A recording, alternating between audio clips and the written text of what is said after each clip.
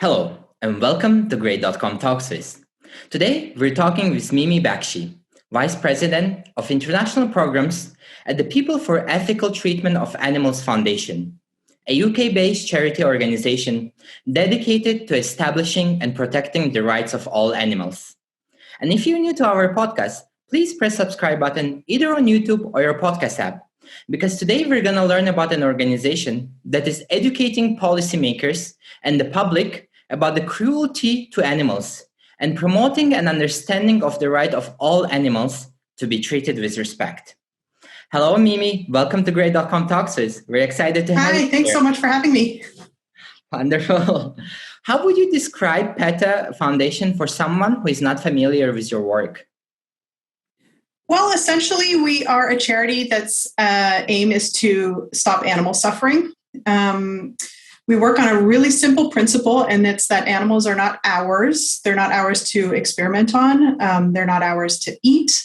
They're not ours to wear, and they're not here for our entertainment. And we focus on those four areas because those are the areas where the largest number of animals suffer the most intensely for the longest period of time. And then we work through all sorts of different ways. So public campaigning and education programs. We lobby. We work for legislative change. We do cruelty investigations. And we also work with a lot of celebrities. I think that's how we first became known. Lots of other things. Corporate outreach has been a big one over the last few years, and public protests. Mm-hmm. I really like the principle that you mentioned, that animals are not ours to take advantage of for different purposes. And that is the message that needs to be heard by more people, and more people need to realize that animals are not our property. And organizations such yours working in that direction gives us hope that future can be changed. What are some key issues in regards of animal rights that are very urgent today? Gosh, there are so many. I think a lot of them would be solved if we could really understand and take to heart the concept of speciesism, which is this similar in principle to the other toxic isms like sexism, ableism, ageism, racism. It's that same sort of discriminatory idea that I am more important than you. And it allows us to do all sorts of terrible things to animals, things that we do to them in the laboratories that we would never contemplate doing to another human being, for example. And yet, when you think about who animals are, human beings are animals, for one. We're all the same in all the ways that matter. We all share the same feelings of love for our families and our communities. We all want to be free. We all are capable of suffering and feeling pain and loneliness and despair and boredom and all of those things. So if we could just open our hearts and expand our circles of compassion to see that we are all animals, and in all the ways that matter, we're the same, then the things that we do to them, we would stop doing to them. We wouldn't put them in factory farms and exploit them for their flesh or for their eggs or for their milk. We wouldn't put them in cages and kill them for the skin on their back. We wouldn't put them in tanks or so that we can watch them do silly tricks that to them has absolutely no meaning. All of those things we do, we're only able to do because of this concept that we have that we are somehow superior to other animals, which is so false. Animals are so smart. But I think that's changing. I think people are really starting to understand that. And especially now not now, it's been quite some time, I'm showing my age, with the internet. People are able to get much more educated by themselves than we were in the past. Before, we had to rely on what the news was telling us. And now we can do our own research. And I think Paul McCartney said this thing that has really stuck with me. If slaughterhouses had glass walls, everyone would be vegetarian. And that's really true. And as much as big businesses, animal agriculture, for example, have a vested interest in hiding what happens to animals from us.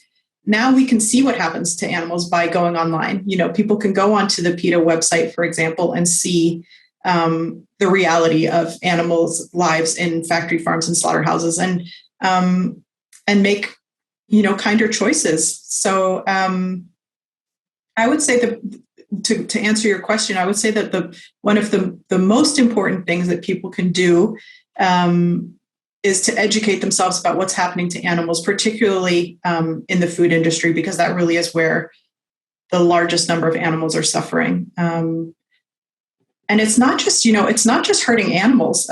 It's also hurting us. Look at the situation that we're in right now.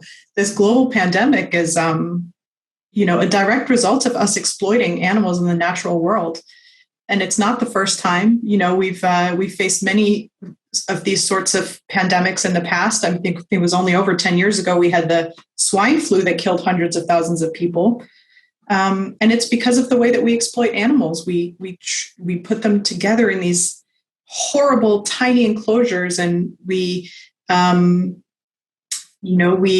castrate them. We cut off their tails. We tear away their babies. We pump them full of antibiotics to keep them alive long enough in order for them to be killed when we want them to be killed so that we can eat them. I mean, all of those things, of course, they have repercussions. And that's, now we're seeing what can happen to us as well as to them when we do that.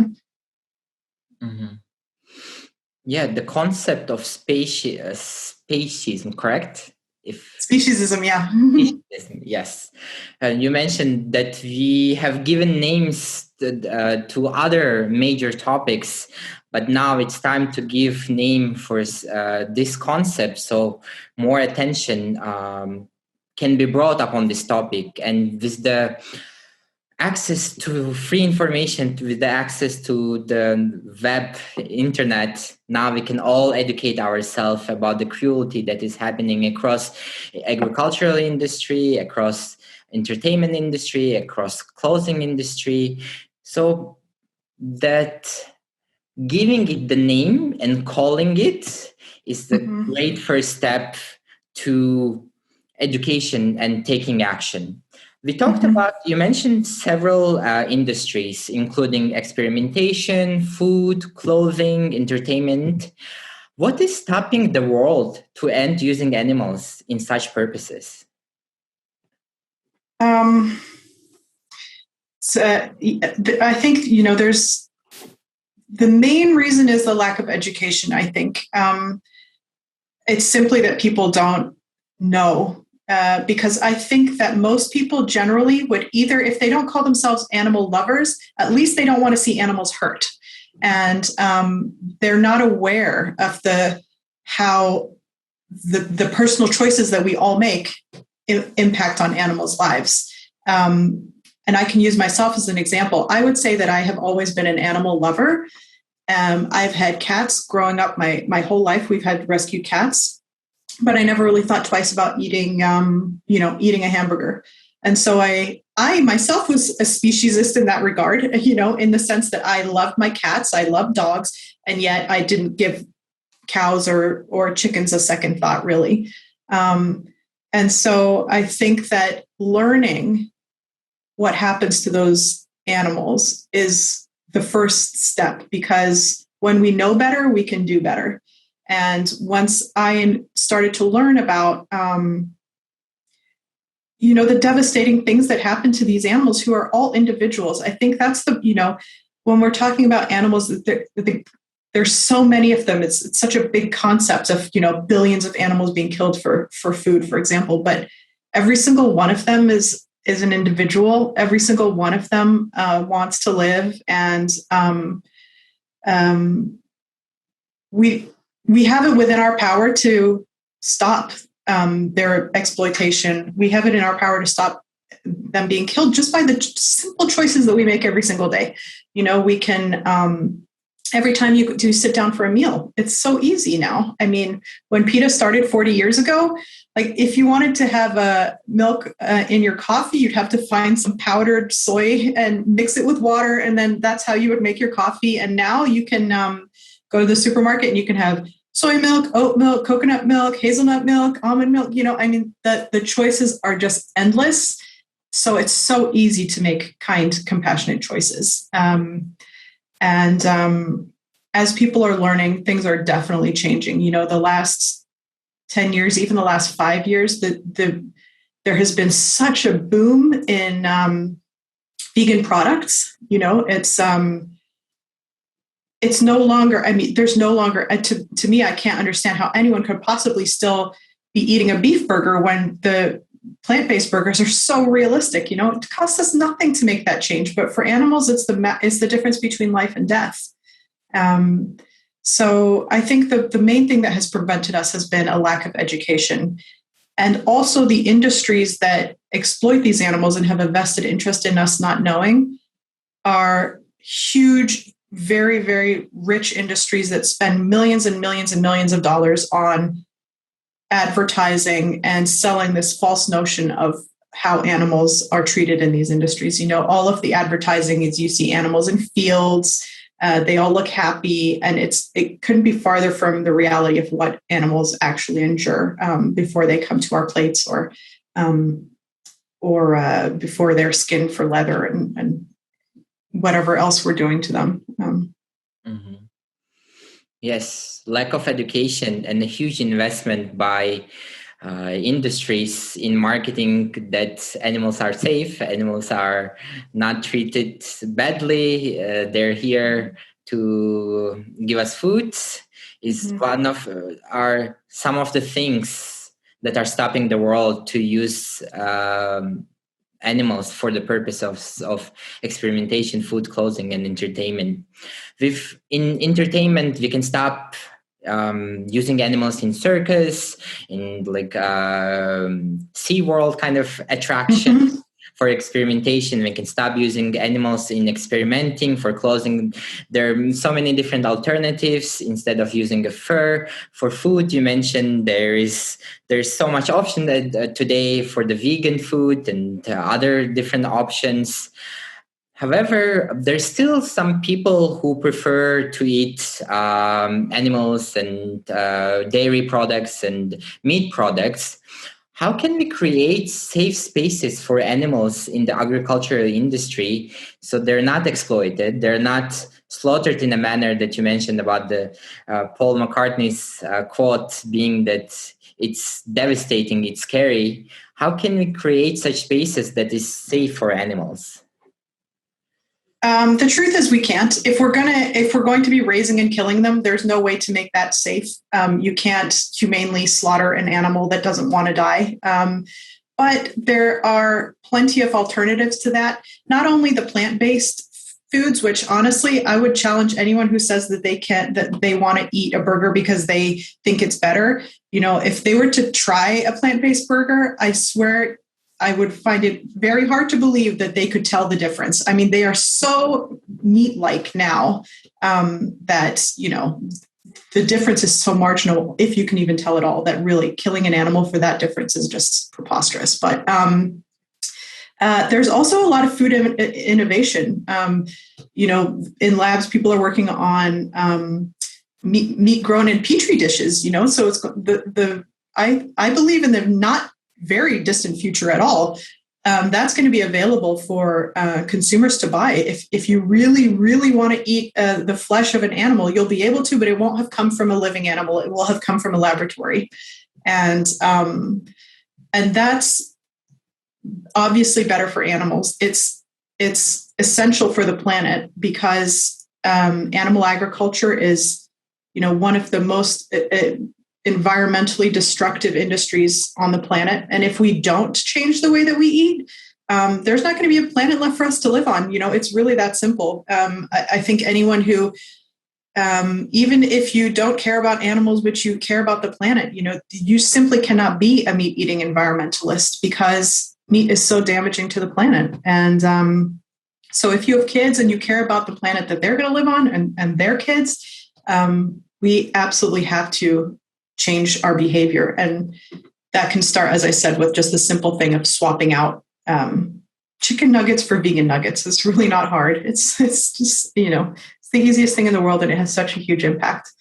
And also when you look at the things, being vegan is beyond just what you wear, what you eat. It's also what you wear. And people don't necessarily, I think there's less awareness about the way that animals are treated for their fur or their skin or their wool than there is necessarily about animals who are raised for their flesh. And that's something that where public awareness is growing. But leather, for example, is, well, of course, it's skin. So if it weren't treated with toxic chemicals, it would decompose, it would rot because it's an organic material. And so in order for us to produce leather, we have to have these horrendous tanneries that are not only terrible for the people that work there, it caused many of them to get cancer at a very early age, but it's toxic for the environment. All of the waterways around those tanneries are contaminated.